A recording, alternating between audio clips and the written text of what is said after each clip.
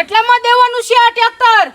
3 લાખ. હવે હાલી હું નીરો હો કાકા, આ ભંગાર જેવા ટ્રેક્ટર ના થોડા 3 લાખ આવે? હવે કાકા તમને ટ્રેક્ટર આરે રોટાવીટર તો આપું છું. તમારું નહીં મારું નહીં, 2.5 લાખમાં ડેલ કમ્પ્લીટ. આજથી આ ટ્રેક્ટર મારું. હવે કાઈ ન બોલતા હો.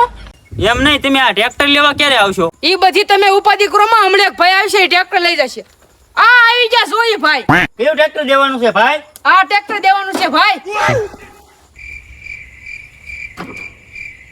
ભાઈ ટ્રેક્ટર તો બહુ સારું છે. શું કિંમત છે આની? ભાઈ 4 લાખ. હવે કાકા આની એટલી બધી કિંમત ન હોય, કાક વ્યાજબી.